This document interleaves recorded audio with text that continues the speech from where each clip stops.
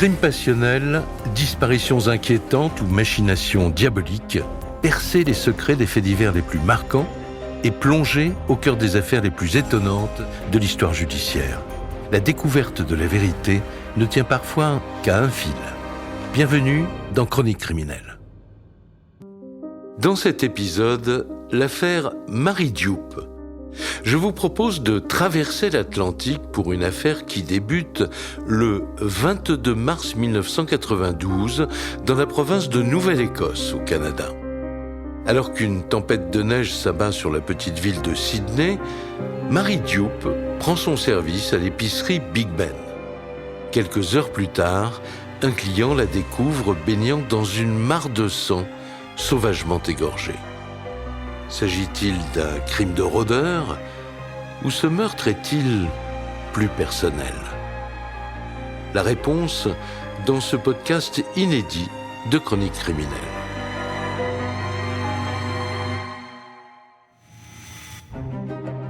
Sydney, en Nouvelle-Écosse. Une paisible petite ville côtière au nord-est du Canada. Ici, les habitants mènent une vie tranquille et sans histoire. Mais en 1992, un drame va marquer à jamais les esprits et faire basculer toute la population dans l'horreur.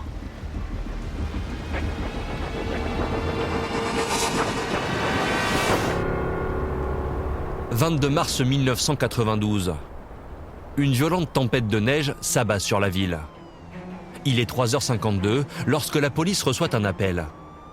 Le client d'une épicerie ouverte 24 heures sur 24 est au bout de la ligne. Il semble complètement affolé, car il vient de découvrir la caissière en pleine agonie. Madame ? Elle gît dans une mare de sang et elle a été poignardée à la gorge. Il me faut une ambulance et des renforts. Tenez bon. Les secours arrivent.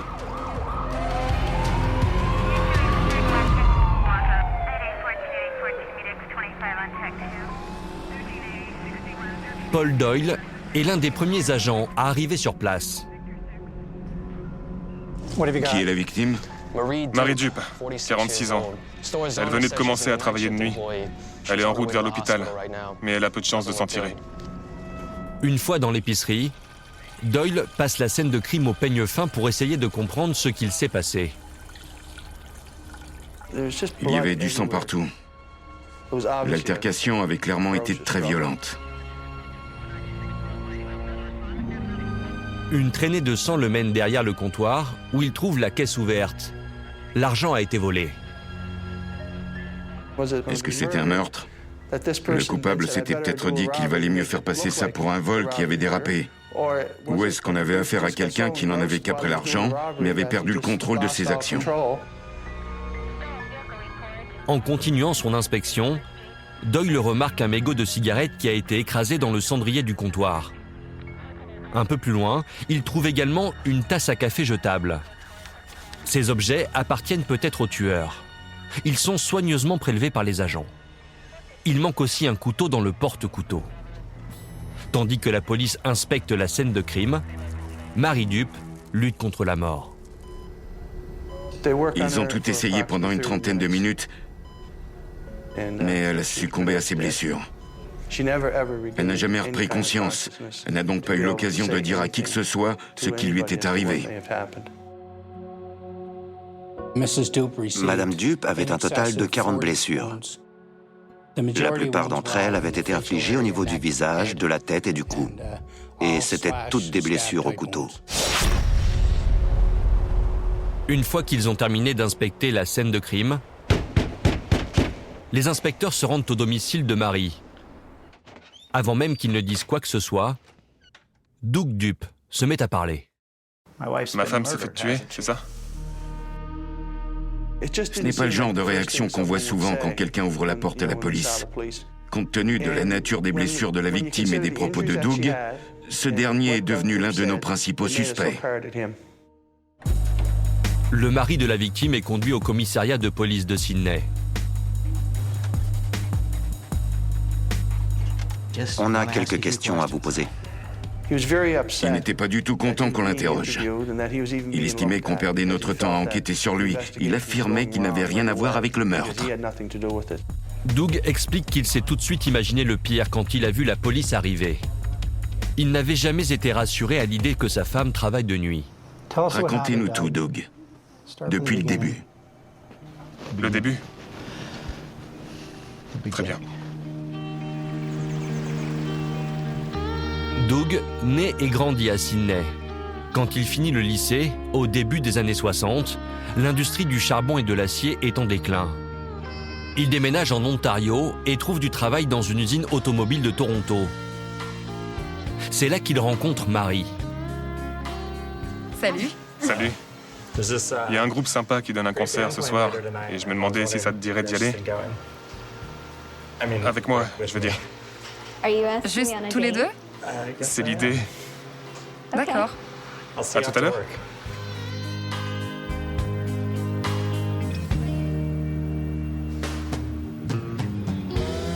Doug a une vingtaine d'années. Marie est un peu plus jeune que lui. Ils tombent sous le charme l'un de l'autre. Quelques années plus tard, ils se marient. Pour leur voyage de noces, ils se rendent à Sydney, là où est né Doug. Marie a un véritable coup de cœur pour cette petite ville en bord de mer. Très vite, le couple fonde une famille. Ils ont 2 fils qu'ils emmènent régulièrement en vacances à Sydney. Leurs enfants grandissent et finissent par quitter le foyer familial. Marie et Doug décident alors de prendre leur retraite à Sydney, où ils pourront passer de paisibles soirées au coin du feu. C'est la belle vie. Au départ, cette petite vie tranquille fait le bonheur des 2 tourtereaux. Mais au bout de quelques mois, Marie commence à tourner en rond. Chérie, ça te dérangerait si je cherchais un travail? Je pensais qu'on était ici pour profiter de notre retraite. Elle voulait avoir l'occasion de rencontrer plus de monde. Elle a donc trouvé un emploi dans une petite épicerie nommée Big Ben. Marie persuade Doug de la laisser travailler à temps partiel dans cette épicerie ouverte jour et nuit. Elle espère ainsi rencontrer les habitants du quartier et, qui sait, se faire de nouveaux amis. Par contre, pour commencer, elle sera de service de nuit. Ce qui ne manque pas d'inquiéter Doug. D'autant que pour son premier soir de travail, la tempête de neige fait rage. Marie, je veux pas que t'y ailles. Les routes sont déjà dans un sale état et la tempête ne fait que commencer. Ça va aller, chérie. Tu t'en fais trop. J'ai le 4x4. Pourquoi tu m'écoutes jamais? Il compte sur moi. Je tiens à faire bonne impression.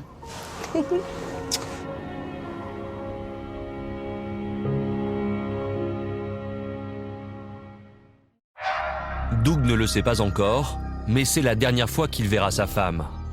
Quelques heures plus tard, Marie est poignardée à mort dans la boutique où elle travaille. Malgré ce récit, la police n'est pas convaincue par la version de Doug. Pour les inspecteurs, il fait encore figure de suspect. Pour les besoins de l'enquête, il accepte de passer au détecteur de mensonges. Monsieur Dupe, vous avez tué votre femme? Non, je l'ai pas tué. Doug clame son innocence et affirme qu'il n'avait aucun moyen d'aller à l'épicerie dans la tempête puisque Marie était partie avec leur 4x4. Une dernière fois, monsieur Dupe. Avez-vous tué votre femme? Non. Le test est terminé. Le détecteur de mensonges confirme sa version des faits. Doug Dupe est retiré de la liste des suspects. Mais alors, qui aurait pu en vouloir à Marie au point de l'égorger? Pour Doug, c'est incompréhensible. Le couple venait d'arriver à Sydney, donc il ne connaissait pas grand monde. Et depuis qu'ils étaient ensemble, il ne l'avait jamais vu se faire aucun ennemi.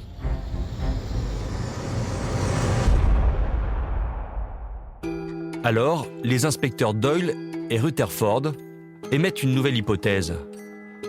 Le meurtrier de Marie Dupe pourrait-il être un client de Big Ben? Peut-être est-ce un voleur qui voulait s'emparer de la recette du magasin. On s'imaginait qu'il avait dû acheter quelque chose pour voir comment la caisse fonctionnait. Quand on ne sait pas comment se servir d'une caisse, elles peuvent s'avérer compliquées à ouvrir. Ensuite, il a dû attendre d'être seul dans l'épicerie avec Marie pour commettre son vol. Le magasin n'est pas équipé de caméras de surveillance. Le seul document qui peut leur donner une indication du déroulement de la soirée est le ruban de la caisse enregistreuse. On y a trouvé la liste de tous les achats qui avaient été faits pendant la soirée, entre 23h et l'heure où le crime a été commis. À partir du moment où Marie est arrivée, il y a eu 16 transactions. Il y a des cigarettes à 3h16 et 2 minutes plus tard, à 3h18, un sandwich et une glace. Pour déterminer l'identité de ces 16 personnes, les inspecteurs passent un message dans les médias, demandant à tous les clients de cette terrible soirée d'appeler la police. Un tueur est en liberté. Contactez la police si vous ou un proche est allé au Big Ben ce soir-là. Si vous étiez sur les lieux entre 23h et 4h du matin, la police souhaite vous parler. Quelques jours plus tard, les inspecteurs ont enfin une première piste. Après avoir interrogé de nombreux clients, 2 femmes leur livrent une information intéressante. J'avais faim, je voulais un sandwich. On a aussi acheté une glace. Ouais. Quelle heure était-il? Je crois qu'il était 3 heures du matin. Ces 2 femmes étaient donc les 2 dernières clientes de Marie avant qu'elle ait été retrouvée agonisante à 3h52. Il n'y a plus qu'un visiteur qui reste non identifié. Il s'agit du client qui a acheté des cigarettes juste avant qu'elle ne passe à la caisse. Doyle demande aux 2 femmes de raconter avec précision ce qui s'est passé à l'épicerie quand elles s'y trouvaient.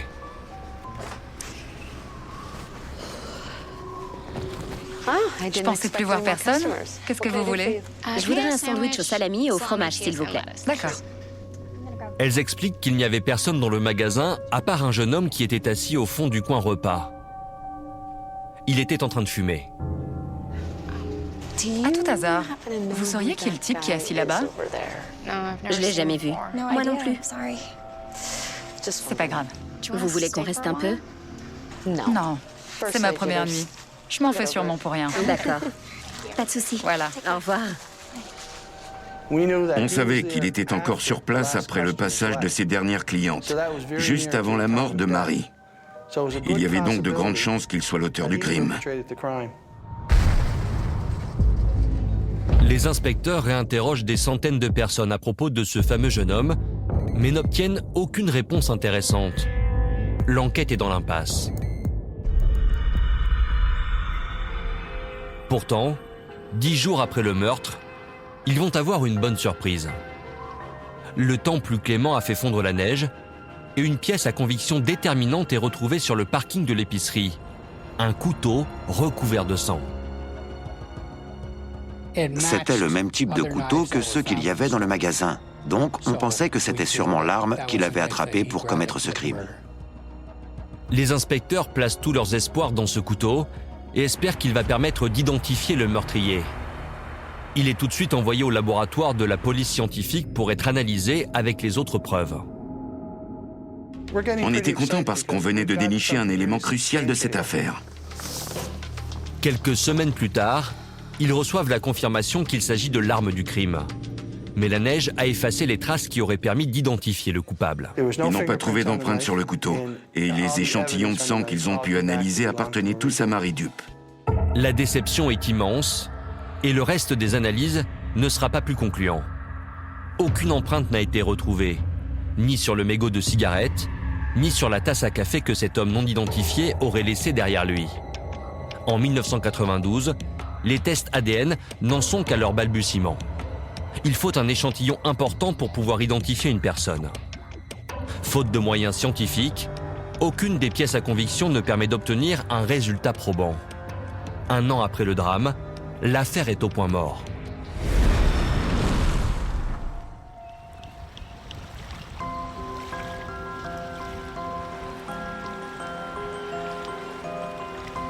En 2000, 8 ans après les faits, la police décide qu'il est temps qu'un nouvel enquêteur prenne en charge le dossier. C'est l'agent Lloyd McCormack qui est choisi. C'est tout ce qu'on a sur cette affaire. Voilà le classeur. Je te laisse regarder. Merci. McCormack est un père de famille originaire de la région. C'est un policier sérieux et dévoué depuis 1983.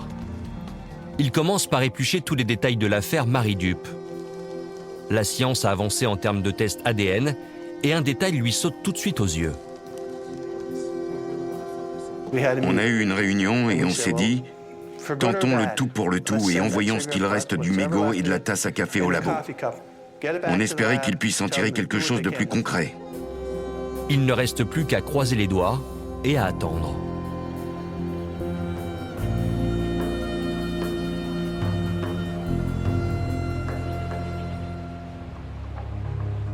Quelques mois plus tard, ils reçoivent enfin le profil génétique du tueur. Mais à leur grand désarroi, ce n'est celui d'aucun des criminels enregistrés dans leur base de données.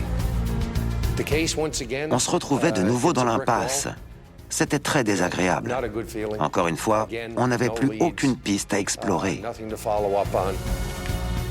Étant donné que chaque jour de nouveaux profils de criminels sont répertoriés, Doyle, Rutherford et McCormack gardent espoir.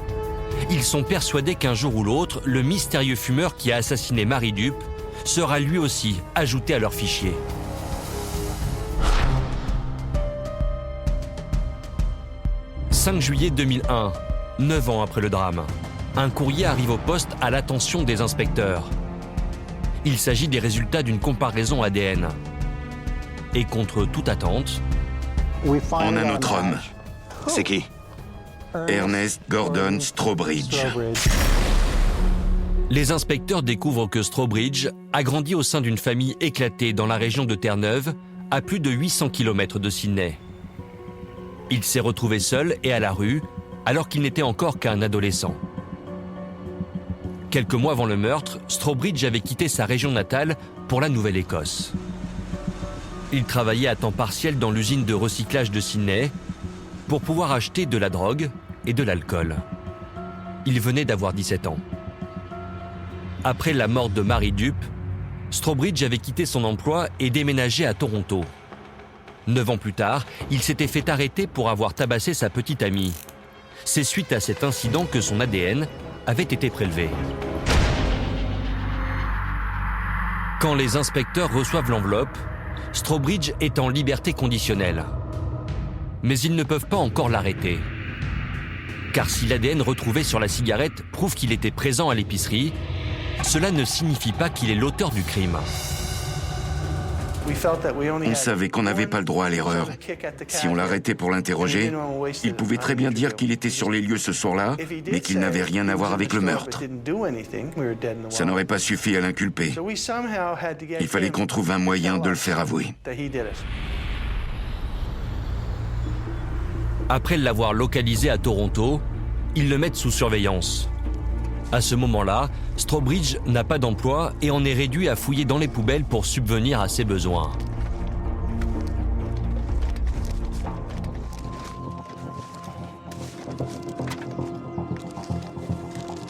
On a vite remarqué qu'il ne semblait pas avoir d'amis. Il avait l'air de quelqu'un de très solitaire. Il avait tout à fait le profil du meurtrier qu'on recherchait. Au premier regard, Strawbridge paraît jeune, chétif et désespéré. Mais les inspecteurs savent qu'il est capable de faire preuve d'une violence meurtrière, surtout lorsqu'il traverse une période difficile.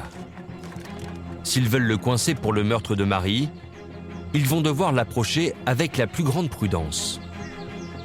Ils se lancent alors dans une mission d'infiltration particulièrement complexe. Il est à Toronto. En gros, ce type de mission d'infiltration requiert l'implication de plusieurs policiers en civil. Leur but est de gagner la confiance du suspect et de le pousser à s'impliquer dans une organisation criminelle factice. Une fois que la cible a entièrement confiance en son contact, il finit par être présenté au patron de la mafia. L'idée est que lors de cet entretien, il se confie au patron et lui avoue tous les crimes qu'il a commis par le passé. Avant que Strawbridge ne parle à ce faux patron de la mafia, les inspecteurs doivent d'abord trouver un moyen de l'amener à rencontrer leur agent en civil. Tu sais comment on peut le coincer? On va faire croire à Strawbridge que notre agent en civil a été arrêté en même temps que lui. Comme ça, il n'aura aucune raison de se méfier de lui. Les inspecteurs obtiennent un mandat d'arrêt pour Strawbridge parce qu'il a manqué l'un de ses rendez-vous obligatoires au tribunal. En juillet 2002, ils l'appréhendent pour ce délit mineur. Allez, monte à l'arrière. On t'envoie à Kingston. C'est débile, vous m'arrêtez pour rien. Dis ça au juge. Strawbridge comprend qu'il va être conduit à un tribunal situé à plus de 250 km. Mais il n'est pas le seul à l'arrière du véhicule. Un autre individu semble avoir été arrêté. L'agent en civil est là, prêt à jouer son rôle de criminel chevronné qui travaille pour la mafia. C'est n'importe quoi. Ils me font faire 4 heures de route pour un rendez-vous manqué. Toutes les opportunités sont bonnes pour nous faire suer. Comme Kingston est à 4 heures de route, ça leur laissait le temps de discuter. Ils sont ensuite tous les deux passés devant le tribunal. Puis, ils ont été relâchés à peu près en même temps. Hey! Je te dépose? Ouais, merci. Le piège était tendu. Comment t'as fait venir une voiture jusqu'ici? Disons que j'ai des amis haut placés. Tu parles de la mafia? Je vais faire comme si t'avais rien dit. Ils avaient à nouveau 4 heures pour continuer à faire connaissance, jusqu'au moment où notre agent en civil lui dit « Tu sais quoi? Si tu n'as pas de travail, je pourrais te confier quelques missions. Ça te permettrait de gagner un peu d'argent. » Et le tour était joué. Alors, vous avez trouvé ce que vous cherchiez? Ouais. Au début, le faux mafieux lui fait commettre quelques petits délits, comme utiliser une fausse carte bancaire pour faire des achats, Voilà. ou faire le guet lors d'un cambriolage. Tout cela fait partie du plan élaboré par la police pour piéger Strawbridge et l'envoyer derrière les barreaux. À chaque étape, les inspecteurs surveillent l'opération. Strawbridge était content de prendre part à ces délits. Il espérait réussir à se faire un nom dans le milieu. Il avait aussi envie de se faire un ami et il pensait que notre agent en civil était devenu le sien. À chaque mission, le jeune homme touche une récompense pour l'encourager à continuer. T'as le paquet? Oui, je l'ai. Il n'avait aucune source de revenus. Il était plus que satisfait de se faire quelques centaines de dollars en passant du temps avec son nouveau meilleur ami. Il croyait dur comme fer à toute cette histoire. C'est pour moi? Bon travail. Merci. Il avait beaucoup de respect pour notre agent infiltré. Ça se voyait à son comportement et à la façon dont il lui parlait. On avait presque l'impression qu'ils se connaissaient depuis toujours. Chaque nouvelle mission est conçue pour être un peu plus difficile que la précédente. De cette façon, l'assurance de Strawbridge se développe à mesure que l'agent gagne sa confiance. Je prépare un gros coup. On va s'attaquer à un camion qui transporte de l'alcool. Notre agent n'a jamais fait allusion au meurtre de Mary Dupe. Il n'a jamais posé aucune question à Strawbridge au sujet de son passé ou du fait qu'il ait vécu à Sydney. Aux yeux de Strawbridge, ils étaient partenaires en affaires. Et il pensait qu'il était en train de faire ses preuves au sein de la mafia. Si tu continues à bien travailler, le patron va être content. Tu crois qu'il pourrait finir par m'offrir un travail à temps plein? J'aimerais bien me faire une place au sein de l'organisation. Peut-être. On verra.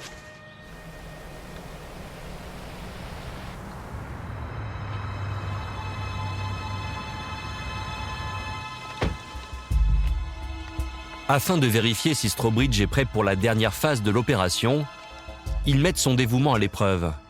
Ils lui demandent de récupérer 200 000 $ en liquide. Ramène l'argent ici, sans compter les billets. Après, je verrai le patron.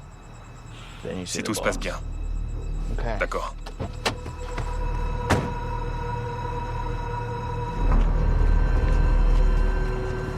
Il s'exécute.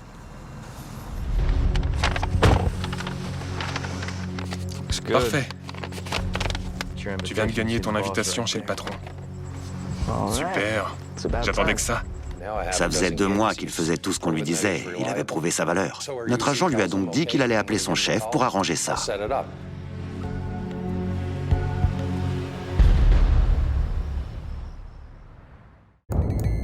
Deux semaines plus tard, le dispositif est en place. Les policiers se sont installés dans une suite de luxe au cœur de Toronto. C'est l'ultime et dernière étape de cette mission d'infiltration. Toute l'équipe est sur le pont. On a aménagé une pièce dans la suite avec terrasse d'un hôtel de Toronto. Les quartiers du patron se devaient d'être à la hauteur de son statut. Il ne séjournerait jamais dans une chambre d'hôtel lambda. On tenait à s'assurer que Strawbridge n'ait aucun doute quant au fait que ce type soit un baron de la mafia. Tout avait été mis en scène dans les moindres détails. On avait installé des micros et des caméras. Et l'équipe technique était présente pour superviser l'enregistrement. Ça devrait le faire. J'essaie. C'est connecté. Oui, c'est bon. On est prêt. Ravi de vous rencontrer. Vous pouvez m'appeler patron. D'accord. Ça va? Asseyez-vous. Bob Dizzy est un habitué des missions d'infiltration. Il travaille pour les forces de l'ordre depuis 18 ans. Il a déjà joué le rôle du faux patron à 3 reprises et à chaque fois, il a rempli l'objectif fixé. Je devais avoir l'air d'un baron de la mafia et me comporter et parler comme si tout cela était dans ma nature. Il fallait aussi que j'aie les accessoires communément associés à ce type de criminel haut placé. Je suis arrivé sur place avec tout l'attirail d'un grand méchant. À 11h du matin, tout est enfin prêt. Informe l'agent qu'on peut commencer. Tu peux amener Strawbridge? Allez, 10 ans après le meurtre de Mary Dupe, l'espoir d'un dénouement approche. Toute l'équipe compte sur la prestation de l'agent spécial Bob Dizzy pour faire avouer Strawbridge. Mais s'il se doute de quoi que ce soit, toutes ces semaines d'enquête et d'infiltration n'auront servi à rien. C'est bien parti. ouais. Tous les inspecteurs étaient réunis dans une autre chambre à 2 ou 3 portes de la suite. Les images nous étaient retransmises en direct et on écoutait tout ce qui se disait. On était impatients de savoir où cette conversation allait mener. On avait tous attendu ce moment. Depuis le début de cette histoire, on espérait que ce jour finisse par arriver. Tout avait commencé au commissariat de Sydney en 1992. Et 10 ans plus tard, on approchait enfin du dénouement de l'affaire. Détends-toi. C'est parti.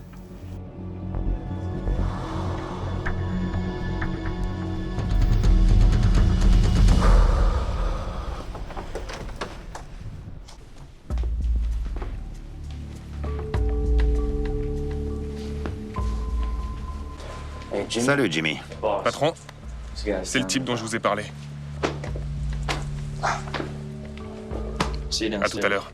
Ouais. Dans ma tête, je pensais méticuleusement à chaque mot que j'allais dire. Je prêtais attention à toutes ses réactions. Et en même temps, il fallait que je donne l'impression d'être parfaitement à ma place. Tout devait avoir l'air normal. Si j'ai bien compris, tu aimerais rejoindre mon organisation. Tout à fait. Oui.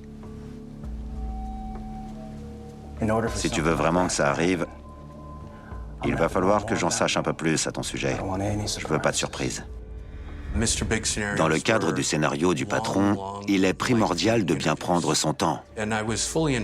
Je m'attendais à devoir passer toute l'après-midi, voire même aussi la soirée avec Strawbridge. Bien que le dispositif soit rodé et que Dizzy soit expérimenté, les enquêteurs restent vigilants. Ils savent qu'ils n'auront qu'une seule chance de coincer Strawbridge. Et contre toute attente, ce dernier va tomber dans le piège dès les premières minutes. Vous avez entendu parler du meurtre au Big Ben en Nouvelle-Écosse? Raconte-moi. C'est un petit magasin sur la rue Prince. Il y avait une énorme tempête. J'y étais. J'ai tué la femme qui tenait la caisse. Il venait de lui avouer le meurtre. Je n'en revenais pas que ça ait été aussi vite. Mais aucun d'entre nous n'a rien dit. On était scotchés à l'écran pour voir la suite. Dizzy propose à Strawbridge de prendre un verre, dans l'espoir qu'il lui raconte l'histoire au complet. Tu sais, gamin, on a tous des secrets à cacher. Après ça, il a compris que rien de ce qu'il pourrait me dire n'allait me choquer. Il s'est donc mis à me raconter tout en détail.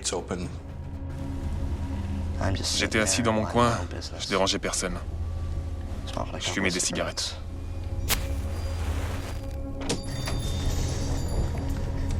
Salut Roy, ça va? Il me faut du sirop pour la toux. D'accord, Je n'ai que de la petite monnaie. c'est rien. Voilà pour vous. Merci. Bonne soirée. Salut.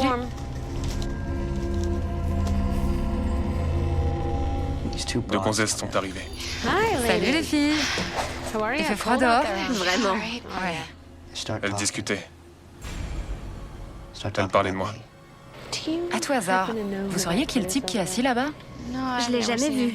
Elles n'arrêtaient pas de me regarder. Il m'inspire pas confiance. Elles disaient que j'étais louche.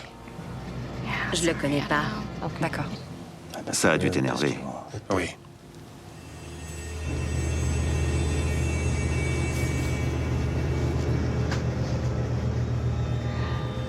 Je viens tout juste de commencer à travailler ici. D'accord.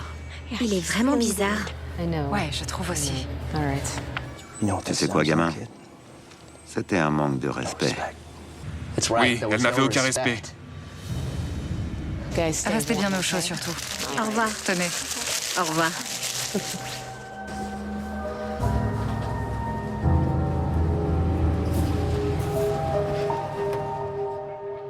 Une fois les deux autres parties, la caissière surveillait mes faits et gestes. Puis elle m'a dit Il est temps de partir. « Il fait froid dehors. » Je lui ai répondu « Regarde-moi, j'ai nulle part où aller pour m'abriter pendant la tempête. » Je suis désolée, mais il faut que tu y ailles.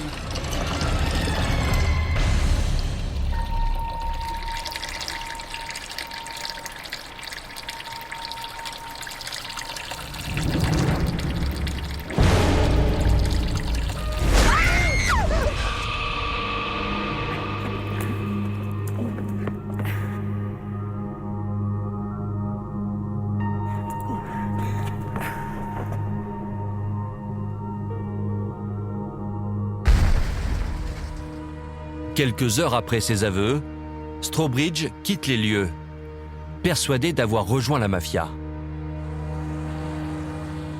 Les mains derrière le dos. Passez-lui les menottes. J'ai dit à Strawbridge qu'il était en état d'arrestation pour le meurtre de Mary Jupe commis en 1992 en Nouvelle-Écosse. Il ne nous a pas résisté. Il était complètement sous le choc. Son sourire s'est transformé en larmes en l'espace de quelques secondes.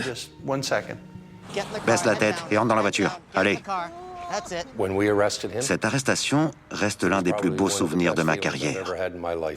C'était incroyable. Après 10 ans d'acharnement, l'enquête s'achève. Les inspecteurs ont enfin arrêté l'homme qui a mis fin à la vie paisible de Mary dans un excès de rage et de violence.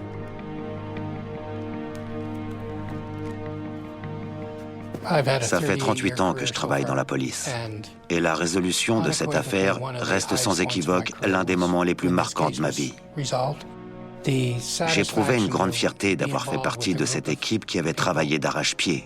On a tout donné pour résoudre cette affaire. Tout. Atteindre notre but après autant de temps était vraiment très satisfaisant. Mais c'est aussi très triste de voir que quelqu'un d'aussi jeune puisse se gâcher la vie en succombant à la colère.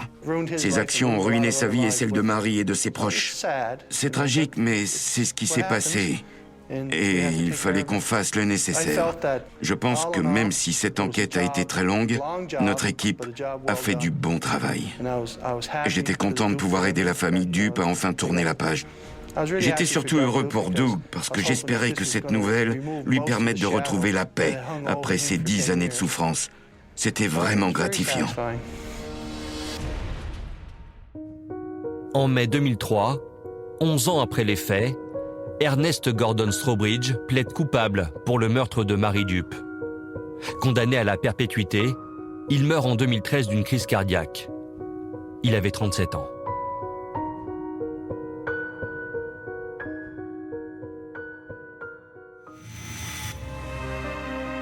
Vous venez d'écouter Chronique criminelle.